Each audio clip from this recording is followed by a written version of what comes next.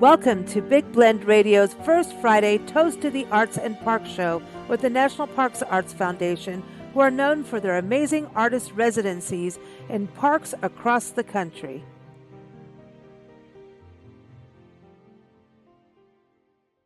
Welcome, everyone. Today we're going back to Hawaii, to Hawaii Volcanoes National Park, where we are going to chat with Andrés Vera Martínez, and I hopefully got that correct. I Oh, that go to was his good. website. Did I do good? Good. Yeah, I yeah. listened. If you go to his website, andresvera.com, and his About Us section, he click on a link and he will teach you how to say his name. So I've been practicing. But man, you've got a good backstory to your name. Can we start with that? Sure, sure. Yeah, tell everybody that's a crazy story.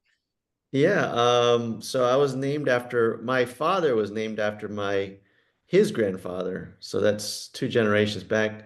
Um, three actually. Um, so yeah, my great grandfather, um, we knew him as Andres Martinez. But on his deathbed, he told my grandfather Pablo that that wasn't his real name, um, and that we shouldn't name any of our future children Andres because the name was cursed. And the story goes that he got in a land dispute in Texas with another rancher, an Anglo rancher, and Oh, he got in a gunfight and he won, but that didn't mean he could keep his land. That the Texas Rangers came after him and he had to escape, and he wanted to return to Texas. I think he made it to Mexico, northern Mexico, and he wanted to return back to his land, but he came back and it was all taken years later. oh, He changed his name so that he could continue living in his home, and he changed his name to Andres. So he told my grandpa that Andres wasn't his real name, and his real name was Apollonio. And we're not even sure if our last name is the real last name, Martinez. So that's the story. That's the story my grandpa heard from my great grandpa. Actually, there's a lot of stories like that in the history of Texas when it comes to Mexican Americans. There's really? disputes, there's ranches being burned, families being sent off during a time of between right after the Mexican American War, Mm-hmm. 1847, something like that. Just the land turnover from Mexican American to Anglo was pretty violent and brutal. Even though we Wow. were guaranteed our rights after the war of being there, because we were Mexican citizens that got overnight turned into American citizens. Not Wow. a choice. Yeah, But because it's Texas has some crazy history though. With yeah, isn't it like the seven flags and all of that? And yeah. There's yeah. obviously the indigenous people, which it's in my DNA, the South Texas and Northern Mexico. Uh, and I've just recently found out who the people were, who my indigenous ancestors were. They're Wow. Coahuiltecan. There's a nation now in South Texas called the Top Pilam Coahuiltecan Nation, and I've become a member and soon to be part of the group. Oh, Through wow. through DNA and through the mission system that's in Texas. Everybody knows the Alamo. Yeah. And there's many, many missions that the Spanish kind of assimilated all of the indigenous people of South Texas through, the survivors. And that's how we got kind of placed through the Spanish culture in the late 1700s. But then, my ancestors are also the Spanish that came into Texas. So we're both. I'm indigenous and Spanish. Wow. But the indigenous people built the missions, the Spanish people ran them. They started the first cowboys in Texas, the first The American cow. banderas, like Bandera out that, Yeah, you've been out there? Bandera. Mm-hmm. Yeah, Bandera, all those missions in South Texas. San Jose mission in particular is the biggest one in San Antonio. Mm-hmm. And if you ever go there, you can just witness all the history I'm talking about, the indigenous people being kind of assimilated into Catholic culture and Spanish culture, but they were all indigenous people that were being Mm-hmm. converted. So those are my ancestors. Wow. And that border that's there that was placed by Anglo-Americans, it didn't exist for Mm-mm. thousands of years for indigenous people, and also when it was Mexico.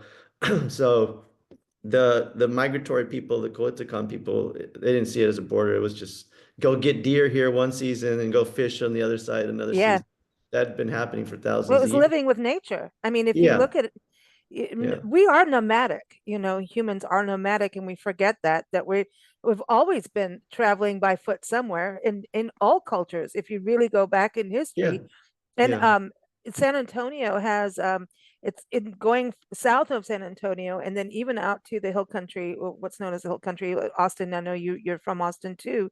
Um, there's the El Camino Real de las Tejas, and it yeah. goes and there's multiple branches, and these were it was like the royal roads of back in the day, Right. of where people, Indians, and then Mexicans, everyone was going up, and the Spanish were looking for the gold, right? It's very Right. similar to New Mexico history, looking, Yeah. the seven The cities of gold. Paso, Yeah, the Paso del Norte, which is El Paso, the passage yeah, north. The yeah, indigenous that's right. people came all the way from the Aztec Empire. They would come up and trade with the Taos, the Pueblo natives. Hmm. There's like tropical bird feathers there, and there's Yes, coffee bean. yes, I mean, there's chocolate beans, macaws. Yeah, and in certain ceremonial sites. And then they have um, what's the turquoise? There's turquoise yes. stones in the Aztec Empire. So those are not in central Mexico. So there's definitely trading through that same route. And the Hmm. Spanish did use it. They called it the Camino Real. They named it, but the Yeah. Spanish used it. And now NAFTA uses it with the trucks to It's trade back and forth between the United States and Mexico. Yeah. It's that's very what it's old so pathways. fascinating to me how it's all connected, like the El Camino Real de las Tejas that goes it ends in Natchitoches, Louisiana, which is in the northwest part of it, and then it goes through Nacogdoches, which is like it's that was that's a whole other talk about a name thing. That has a it was two Native American sons, and the father said, "Well, whoever wins this gets this name, and this one gets that name, or something like that." I'm going to mess it up, so I don't want to mess it up. But Nacogdoches is the oldest city in Texas. It's in East Texas, and then Natchitoches, Louisiana, is the oldest settlement in the state of Louisiana. Everybody thinks New Orleans, but this is the oldest one. And so it goes all the way to where this fort replica is, where Saint Denis was there. Anyway, so this history is so fascinating to me, going from Texas all the way through, because there's this tiny community called Zwali outside of Natchitoches, and they are known for tamales, Zwali tamales. I'm not kidding.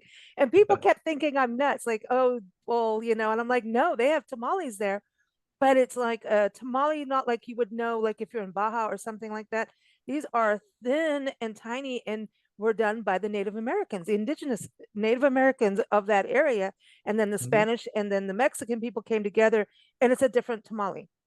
And you Yeah, got little the tamale shops tamales all we make over. in Texas are different from the ones in central Mexico, West Mexico. I mean, it's an indigenous food. Yeah. They used to put different things in them before the Spanish brought pigs and deer. I mean, pigs and cows. But they would put deer, they would put turkey, they would put bugs, like, grasshoppers, and they Why would put not? like larva eggs, and it was a traveling Protein. food.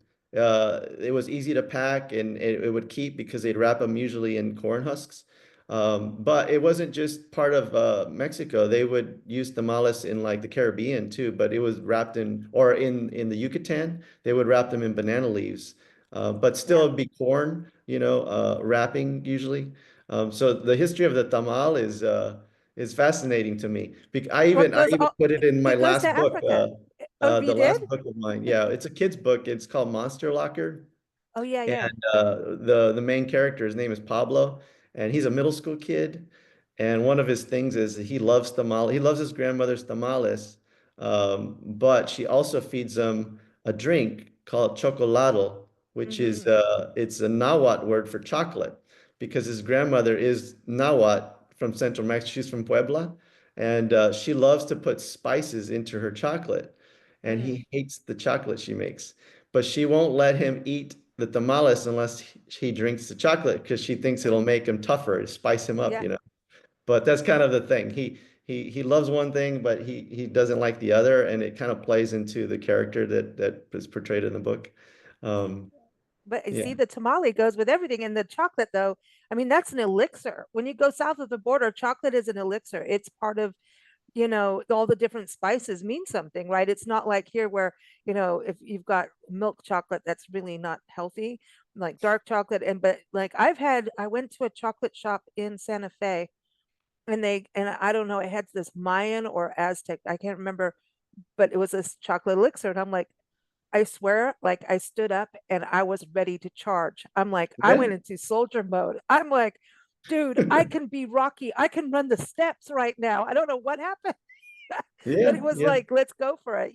So, but that's everyone tuning in. I know we're all going to talk about illustrations and Hawaii Volcanoes National Park Artist in Residency with the National Parks Arts Foundation. But, getting to the roots is really part of who people are, right? So Right, for you, illustration, when you look at illustrations have been, that is the beginning of communication between right, people, right? In regard to their storytelling, but right, illustration can transcend, cultures and language.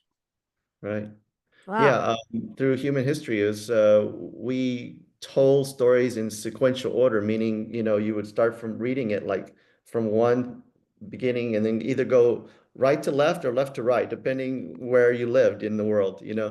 And you would see cave paintings that way in all parts of the world, Mm, France, here in the United States, the border of Texas and Mexico, there's cave paintings.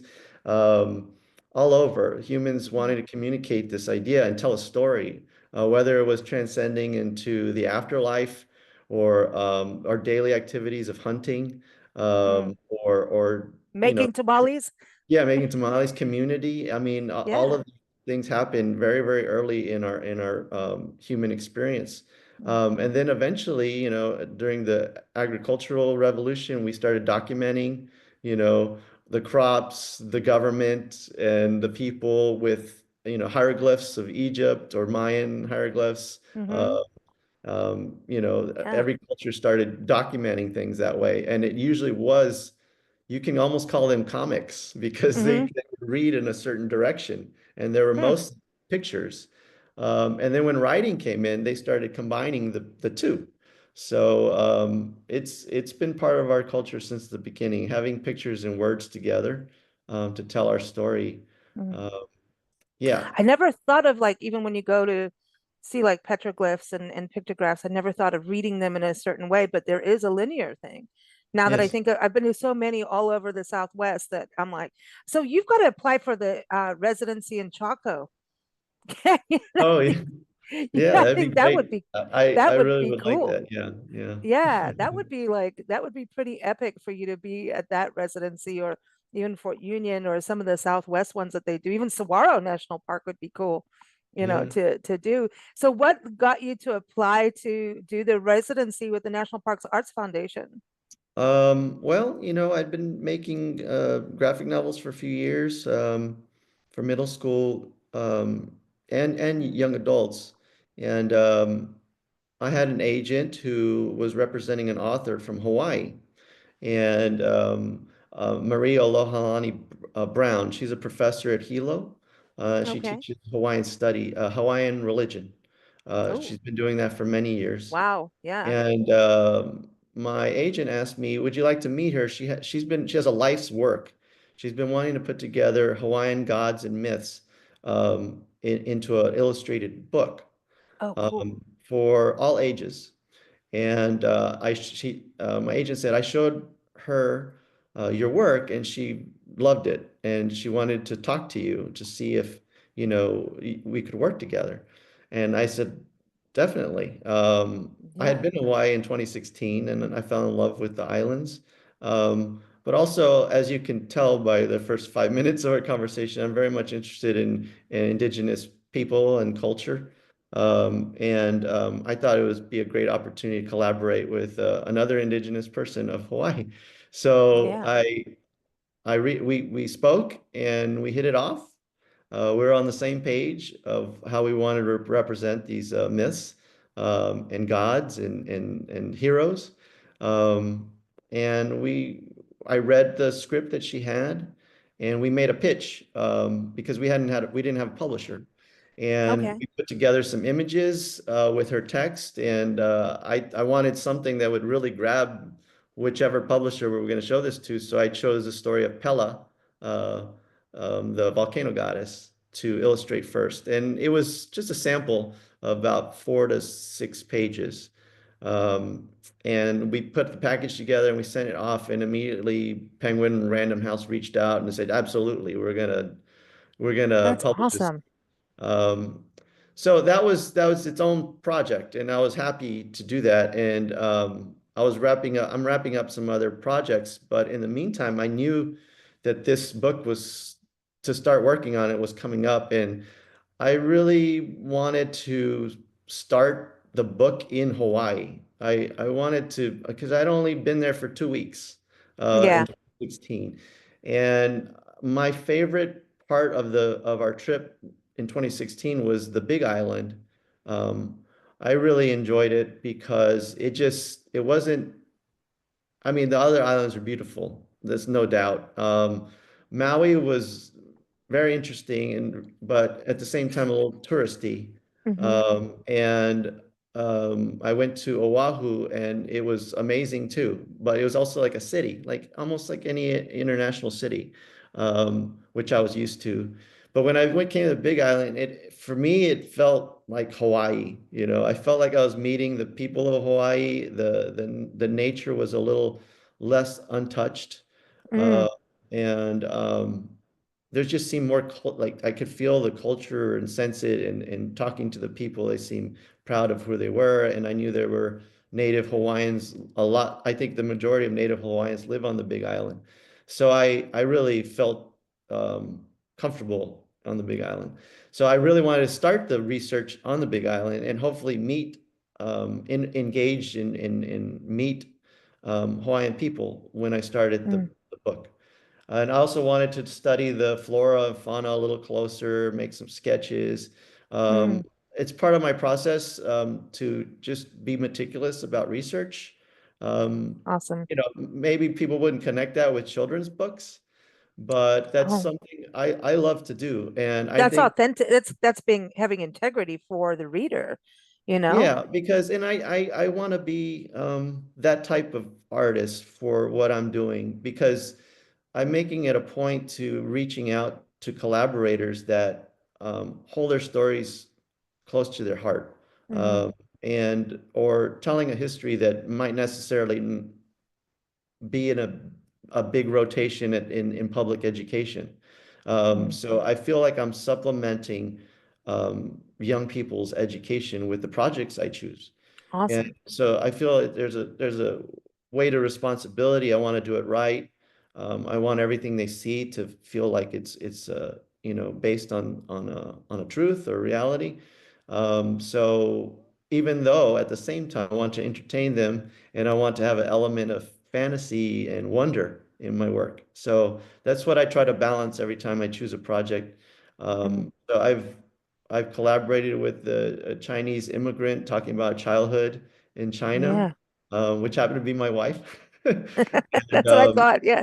and then I also collaborated with Neil Schusterman, who's a very accomplished author of young adult novels, dystopian novels, and he chose to write a book about his heritage and based in World War II and during the Holocaust. So it was very, very Wow. dear to him. And I just wanted to get everything right, as best as I could. And in the case of Monster Locker, we introduce Aztec culture to Oh, cool. kids that really don't get exposed to that in the United States very much. And it also takes place in Columbus, Ohio. So I did research about Columbus, So Oh. it's just a part of how I work, and I really enjoy it. And I wasn't gonna do anything differently with Hawaiian gods and myths. And Hawaii is very far from Maine. So how am I, and it's not inexpensive, it's a long flight. It takes a Yep. gas here as I realized a couple days ago, is almost double what it is in Maine, the price. So I thought, how am I going to do it? So I started searching for travel grants, artist grants, writing residencies, anything that maybe I could Hmm. qualify for. And I came across the national parks, Yeah, artist residencies. And I thought, this looks dude, wonderful it's cool. because It's cool. it wasn't just a week. I mean, it was a whole month, and it offered a house that I could be comfortable in. I could in the on the big island, which is even better. It was everything I could imagine that I was hoping for. And not only that, I mean, I could also bring my family. Yeah, Um, that's a unique factor with them. yeah, I have a 10-year-old, I have a 17-year-old. I work from home, so I'm usually the one that takes them to school, makes them dinner. Mm. My wife, she's an oncologist, so she's at an Oh, wow. office Yeah. most of the day. So it's really rough for me to leave for a month. And because the whole family would be like, "Where's dad?" Like, Yeah. what's happening? But the opportunity was just absolutely perfect because it was February and the kids had a winter break for one of those breaks. And my wife also could take 2 weeks off during Awesome. February. So they're gonna be here for a couple of weeks. Um, That's nice. and I'm already I hit the ground running with the project and That's awesome. It's I'm reaching exciting because yeah, what you're covering too is just fascinating. That's a rabbit hole that, the never-ending rabbit hole when you get into myths and all of that and beliefs and the cultural beliefs. I mean, that's just and so creative, right? I think back then when all these were being told in stories and illustration, right, as well, in oral history, there was this magic of creativity, like you're talking about. There's that spark of like wonder and not the limiting beliefs that we have today as society has. We right, didn't kind of like box things in. This allows us to right. dream that anything's possible, you know? Right, anything's possible. And I mean, I mean, I recently heard, but I've always known this that and it applies to contemporary issues and contemporary culture that we're dealing with today and that we can learn from. For example, I learned that most indigenous cultures, including Hawaii, uh, they they had like let's see, four genders. Wow. Like the male, female, and then they had a male two spirit, they had a female two spirit, and they had a two spirit. And Oh, it was always part of the culture to be, you know, they kind of considered the two spirits as somebody that could understand two both worlds, sides. Yeah, both it's sides. And they were, viewed as being, not, they weren't looked down upon or they actually have like outcasted. an extra skill, Yeah, yeah. So that's very different from especially Western culture now, and especially now what's happening in the United Yeah. States. And I think we can learn from those things and how not just, gender identity or things like that, but Mhm. also how indigenous people handle the land and take care of it. And it's very different from what we're doing now with technology and we kind of Yeah. feel like we're making progress, but at the same time, you start questioning. At a certain point, you start questioning: Is it really progress when we're choking Well, on this is where the sugar? arts come in. So the Yeah, arts are just so crucial. And at the same time, the arts are always the first thing on the chopping block, even in schools, right? It's like right, sports days and music gets kicked out, that kind of thing. It's always that trade-off because who makes money? But then I go like, look at all the people in the Grammys, they made money, So, right. there's this Yeah. balance that we play. And going back to that also, I grew up in Africa and lived in the bush with a couple different tribes when I was real little. Um, Right. and it's the same belief systems. Um, and it was the Anglo side of like the not understanding, when we talk about, the multiple genders. And, to me, people were all walking around holding hands and things like that. That was like a normal, and the happiness, no matter how hard things were, there was this happy resilience through things, no matter how bad things got. That I don't know, there was this. this magic to things. Like, people when they smiled, it was a real deep smile. And if they, talk to you about how you are, they actually were talking to you about how you are. It's like not just, small talk. This was, Right. yeah. Right. I Um, think I so don't know. it's global. Yeah, I might be assuming things, but I think it might be that cultures that are a little closer to the environment or Hmm. the earth, um, not thinking that this earth is something they need to leave to be better, Right. and so they almost have this idea that they're not any more significant than a jellyfish or Hmm. a Yeah. flower, that they're one with it all. So it might bring this comfort that they don't need to leave to better themselves, That's or interesting. Yeah. this is something that they can control or manipulate because they're only here temporarily. So I think there's something about the culture that makes people happier that they're satisfied with where they're at. I think it goes also to that belief of that we're all souls inside a body, right? And so there's a belief of spirit that's Mhm. different than religious, you know, what am I going to get in trouble for all this now? But then, We can go organized back to talking religion about illustrations. and tamales, yeah. But there's this belief of nature and the spirit. The spiritual side is really deep and multi-layered and complex, and that's where the stories come from, and it's that spiritual side. So but anyway, yeah, that's okay. I don't care if I get in trouble, but yeah, I think the illustration side. So is it the education that, I mean, did you draw as a kid? What was it that led you into Yeah, I that? drew. I had an uncle who lived next door. My grandparents lived next door to me in some rental homes in Austin, Texas. And my uncle, who was the youngest uncle of 10 children of my dad's side, Wow. he was close to my age, only by like he was a teenager and I was, 4. And he would babysit me sometimes. And to entertain me, he would send me over to his shelf of Marvel comics and say, just grab a comic and I'll draw something for you.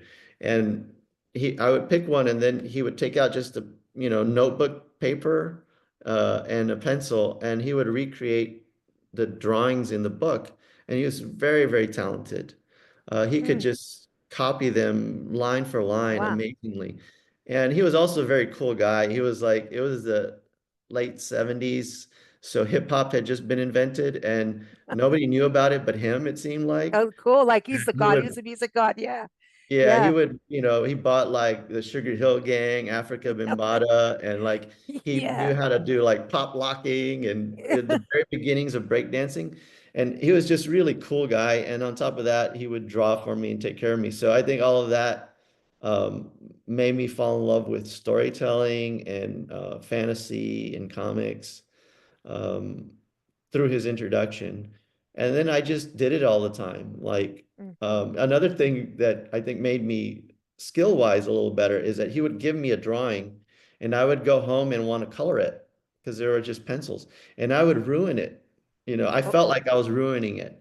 So my mom, she bought me a little cheap like little light box to draw stuff. And I would try to put his drawings down and redraw them on Oh, like yeah, trace yeah. them because I thought he would ask me because I'm 4 or 5 years old. I thought he's gonna want to see his old drawing and then I'm gonna show it to him and he's gonna be mad because I ruined it. So I have to recreate it. So Oh, I would do that often, and then I guess that's how it started. Then I just started drawing my own, and your mom says you're great at everything, and she was very encouraging. Um, and then my sister, who's 4 years older than me, started noticing the attention I got for drawing. And maybe she was a little jealous, but also she was my first art critic. And at some uh-oh. point, That's, yeah. maybe middle school, like, seventh grade, no, not seventh grade, like maybe second or third grade, she started telling me, because I kept a little sketchbook at that point. She started saying, you only draw superheroes, muscle guys, and you never draw their feet, and you never draw girls. and you don't draw animals, you don't draw trees. And she would just, you know, criticize. And it was all valid. It was all true. And for the first time, I hurt, my feelings got hurt, you know, about Oh, what I thought I did really well, what everybody else told me I did really well. And I didn't tell her anything, but I started drawing more things because of her. And oh, I started trying to draw different stuff, and I did improve. And I always tell this story to whenever I have school visits because, you know, criticism's hard, you know. Um, but if there's truth in it, it's actually a mm, positive. yeah. And if it's you know it's if it's it might sound harsh at first, but if you can realize that it's trying to help you improve on something, then it's a plus, you know. So I tell him a story about my sister, and we're still very close. And every project that I do, I still send her everything first because she's very She's the honest. editor. Well, Yeah. that's what editing is about, right? And it's Yes. like for authors, there's multiple. I was interviewing one author. He's like, no, I have an editor for this, and then this kind of editor for that. And by the time it goes out and gets published, it's been edited like 8 times. This, Oh yeah. and he There's writes novels, historical fiction too. And he's a history teacher, so he's like, it must be right. There's right. no ifs, ands, or buts because he wants it just like you, that authenticity and integrity to the craft. And but here's a story. And I'm like Right. going, oh my God, imagine it. And 8 times people are going to have to tell you where you're wrong on something. You're going to have to take that beating. Like comedians have, oh man, they bomb. They're like, all right, how did you handle the bomb? And the Right. comedians need to have that. And then they improve. It's like they know it, they expect it, they know they're going to get heckled, they know they're going to bomb at some point. And what can they learn from that? So I Right. think it's, yeah, the school of hard knocks, but those knocks make, beautiful bruises. Yeah, yeah. Yeah, and in the case with graphic novels or illustrated books, you have a copy editor, you have an editor that kind Hmm. of ushers the whole project for you, and then you have an art director.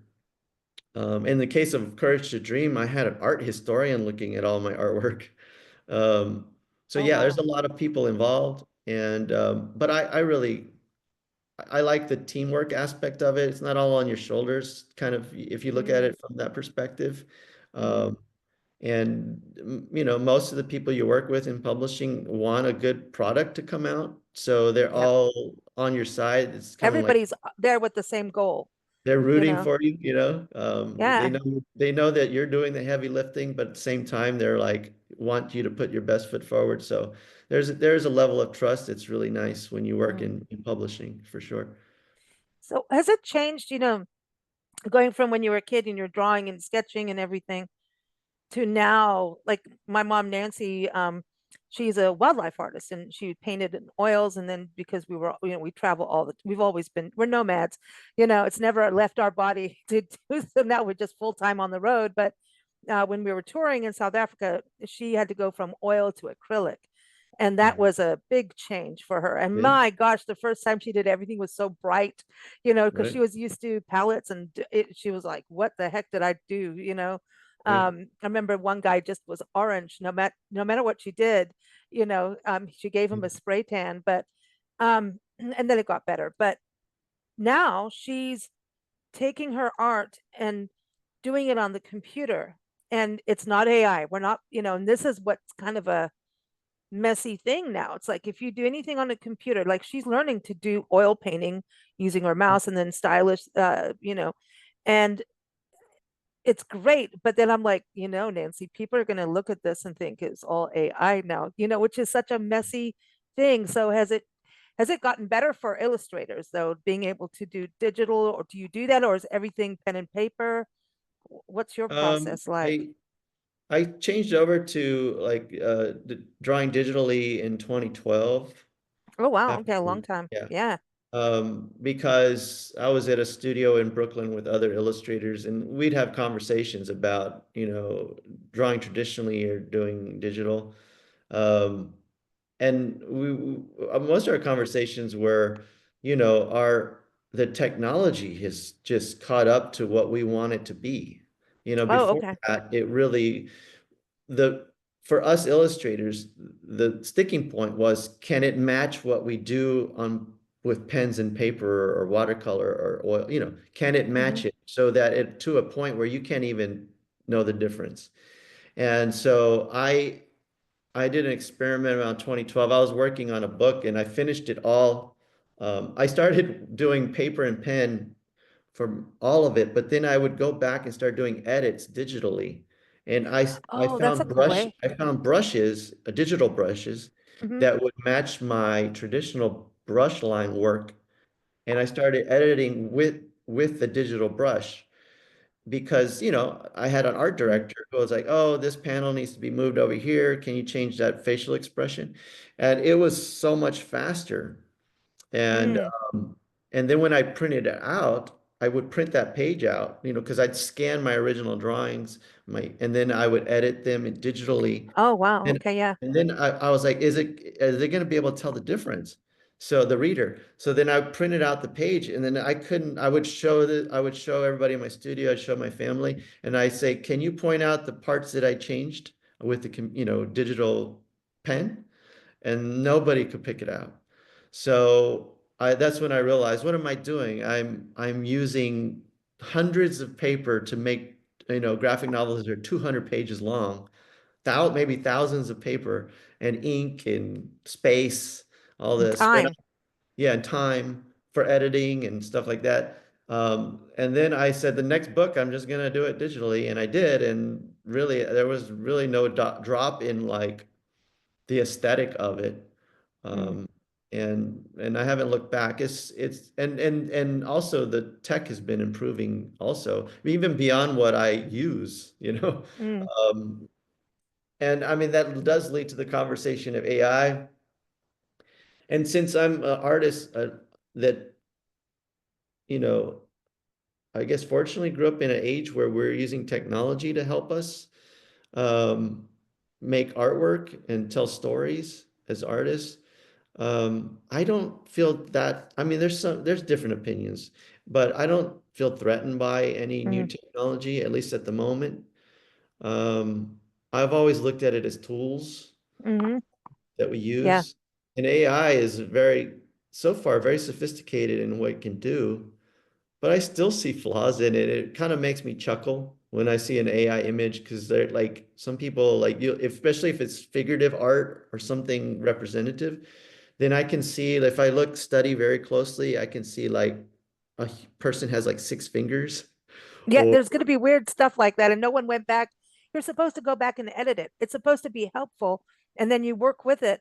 What I don't like is it's using other people's art to create art. So yeah, it's thievery to me. It is. right, You know, um, right, yeah, it's like music now where there's, using clips of other songs in there that are really popular. And it's like, yeah, people are listening quickly because they know that song already. And even though you're adding new stuff to it, I mean, I know it's it's collaborative, but I still feel like they're writing on somebody else's fame when they do that, right.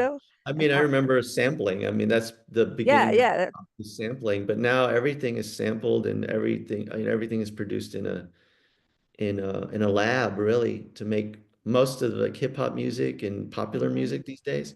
I guess that's a good analogy. mm. Um, so you have a master,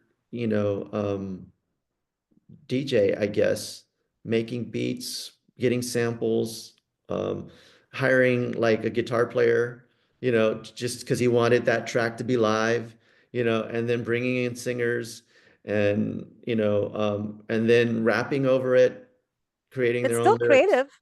Yeah, It's about knowing what goes with it's what. just a different idea compared to having somebody plug in their bass and their guitar and then practicing for hours to make a Yeah. song. It's very different. And I think if you can view it that way, it's not it's always about the creative process, not necessarily how you Mhm. do it. Like that doesn't Yeah, make sense. no, it is. It's about like, okay, here's my things that I can create something with out of these things. And you still need to know what pair. It's like cooking. Some spices go well together, some really suck together. And then knowing how much or how little for the dynamic. Right? Yeah, it's kind of like that, I think, but So I yeah, mean, then you get into monetization and you all that. know You mean then for the yeah, lawyers to I make think money? artists need to, yes, definitely artists need to be protected. You Hmm. can't just sample everybody's stuff. Like, I think music industry kind of sorted that out. There's lawsuits. I think Led Yeah. Zeppelin had to, pay up money for Stairway to Heaven. It's Yep. been happening for a long time. So yeah, I think that should be, with AI, that type of laws and protection for artists shouldn't fall too far behind. So, but that's Yeah. something I don't have any control over, and hopefully lawyers and you know, people like that can defend artists and, find Hmm. ways to make sure they don't get exploited. Yeah. But I'm always drawing, so I can't get involved in that too much. Um, Well, the lawyers do that, and that's what, and then things, that's where expenses come in, right? And they smile. Whenever there's a law change, they smile.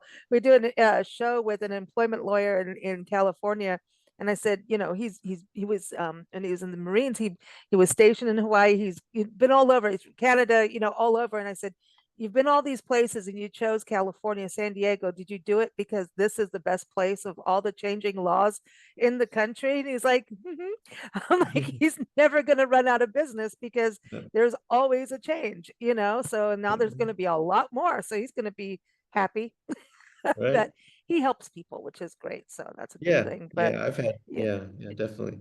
you got to be nice about him because he's fun about it. But no, this is really exciting. So often drawing, so you're going to take, go out and do some sketches on hikes. And Yeah, I have you keep had the give. coffee? Apparently down the street there's good coffee or something. Everyone raves about the coffee where you are.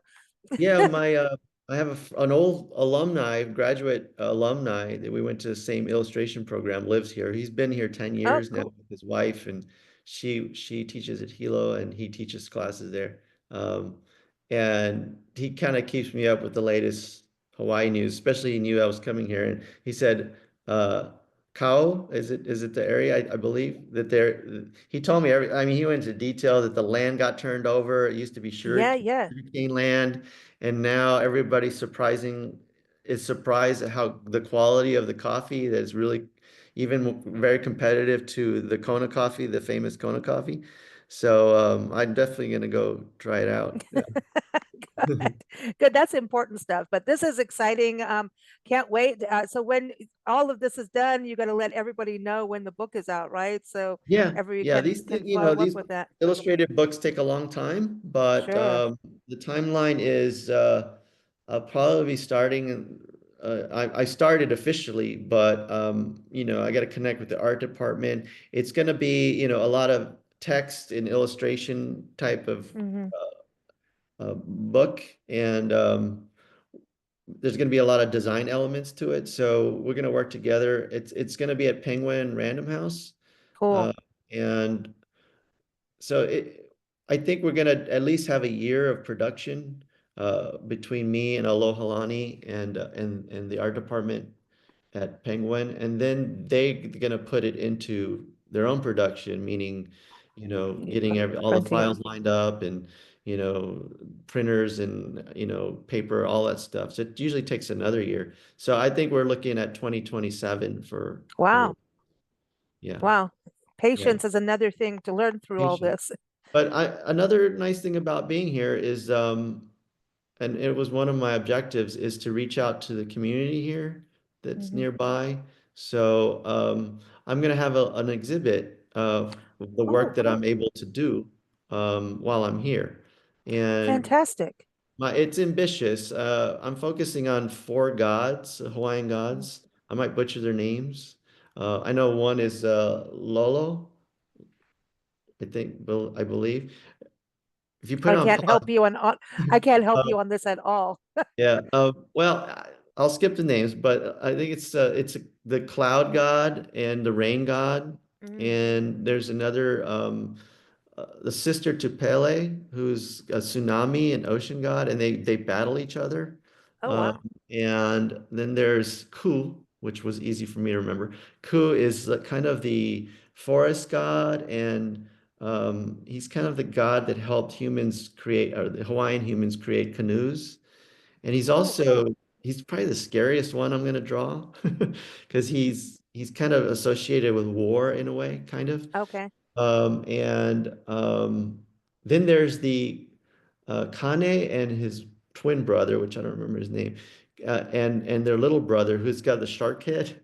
And they're kind of the main two gods. One is a sun god, and the other one is the ocean god kind of. And there's a myth about them that's very famous in Hawaiian mythology. So I'm going to try to draw all those gods while I'm here, almost like studies, character studies, and I'm going to print them out and show them at the at a space at the Volcano National Park on the Awesome. 22nd of February. So the Uh, 22nd of February, for all who are out that way, check that out. That's really Yeah, if you cool. go to the website, Mhm. Volcano National Park, and you look at events, you'll see Yeah. my name and the space that it's being held at on February 22nd, Saturday. Excellent. Excellent for everyone to know. And also, if you follow National Parks Arts Foundation, if you follow them on Instagram and Facebook, they're always posting that information too, so people can watch out for that. Are you on social media for people to follow you?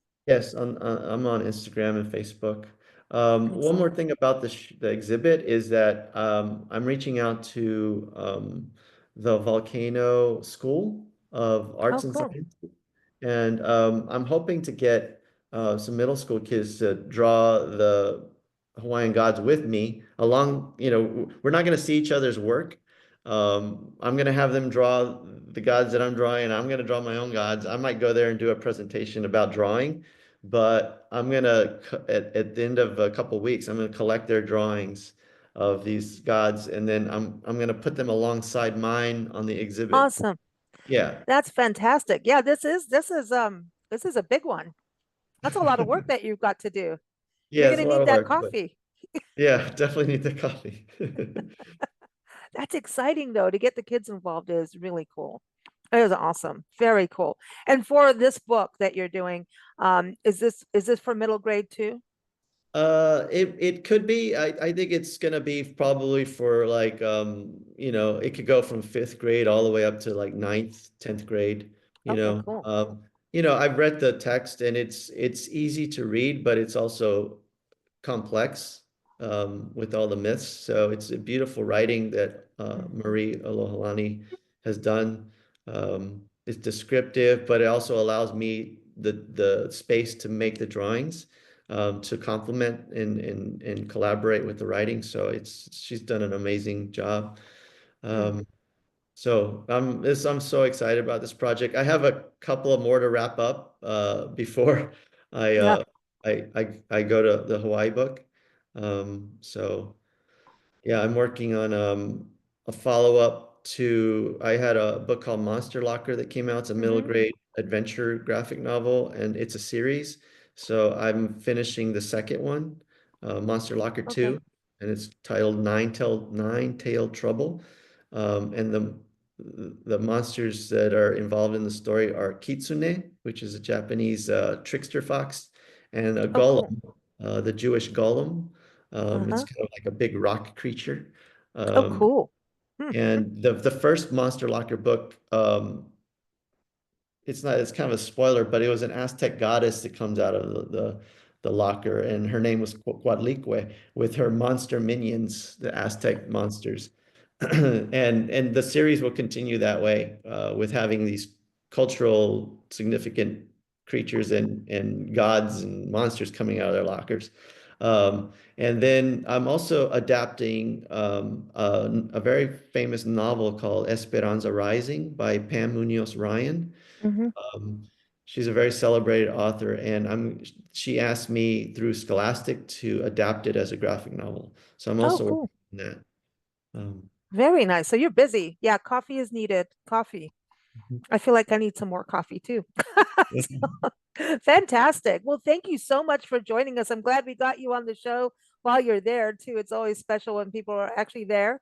That's really awesome. So have fun, enjoy it, and break a leg with all this work. Thank you so much. Thanks for the encouragement. I appreciate it. Thanks for inviting me. Thank I you. love that you Yeah. you all travel and write about it. It's an amazing life. I It can't imagine it's it doing it for so long. Yeah, Um, we've been doing it a lot. Yeah, yeah. We've been on the road since 2012 with our Love Your Parks tour, documenting the wow. parks and public lands. We had one stint that we stayed home for a couple months, couple years, excuse me. to redo everything, but then went back on the road because we put ourselves in an apartment because we knew we would not go crazy. Like we would go crazy and we'd have to leave because, That must have we're been like, hard.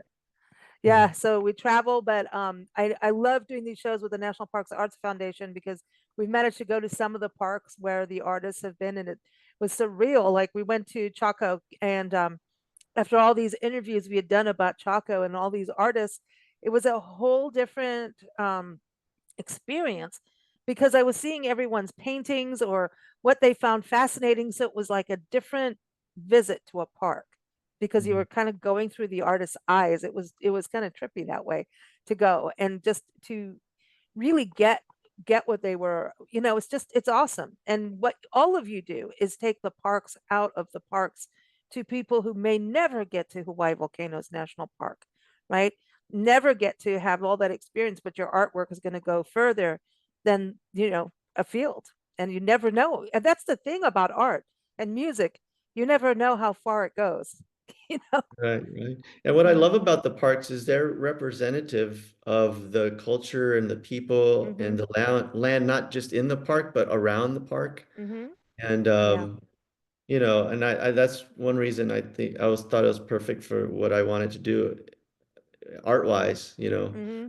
be in this area and be in the park that has so much to do with not just the people around it, the culture, but the mythologies and the history. So it's very deep, and I'm very grateful to be Mm. here. Yeah. So you're gonna have so much fun. Yeah, I'm a little jealous, just saying. Every time someone calls in from Hawaii, I'm like, all right, just a little jealous. We need to get our butts over there.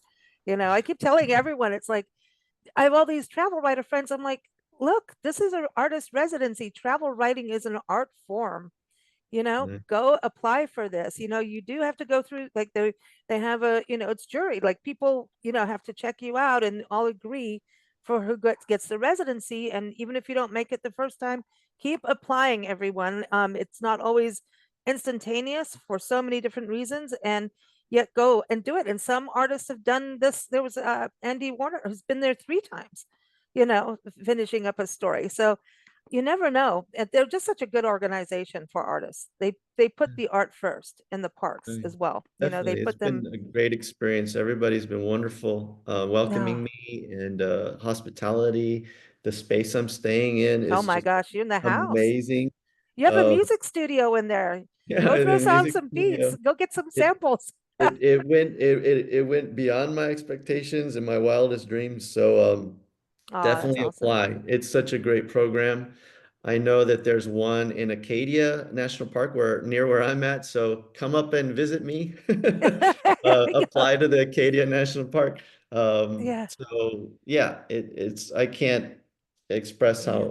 how grateful and thankful I am to be here, and the opportunity to work here is Mm. just has me completely floored. That's amazing. I know because Acadia, like Maine versus Hawaii is completely, yeah, you're completely on the opposite end of the Yeah, country.